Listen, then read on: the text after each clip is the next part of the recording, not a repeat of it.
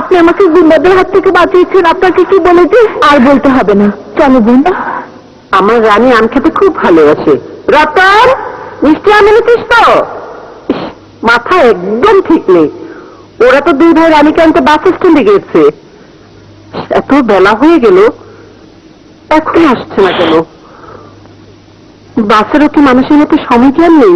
মা, হ্যাঁ,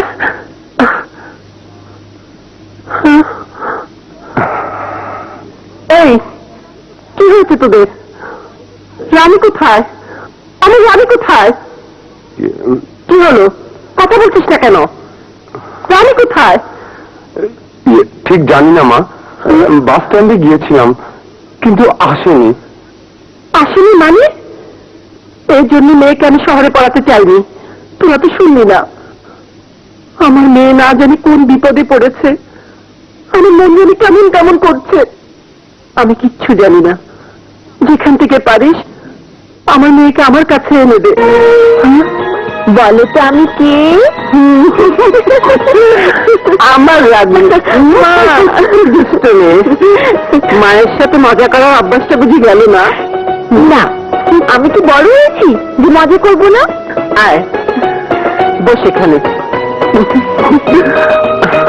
তোকে আমি দু চোখ ভরে দেখিনি।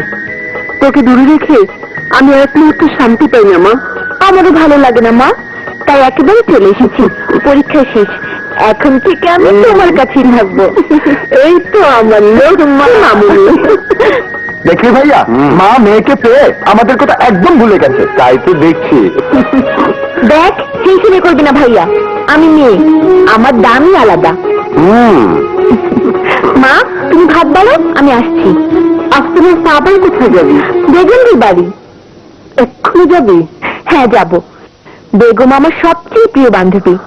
গ্রামে এসে ওর সাথে দেখা না করলে বেগম আমার চুলই ছিঁড়ে ফেলবে। চলি মা। আচ্ছা।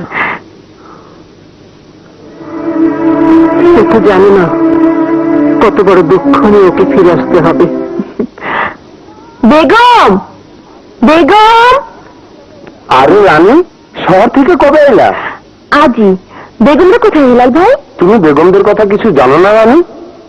কেন, কি হয়েছে? কি হয় নাই তাই কও রানী। বেগমের যাত্রা নাচ গান দেখা নানা ভাইয়ের খুব পছন্দ হয়েছিল বইলা নানা ভাই বেগমের মা বাপ বোনদের খুন করছে, বেগমের নষ্ট করে ফেলাইছে। তুমি কোনো প্রতিবাদ করেনি হিলাল ভাই? কে প্রতিবাদ করবে? প্রতিবাদ করলেই তো মরতে হবে।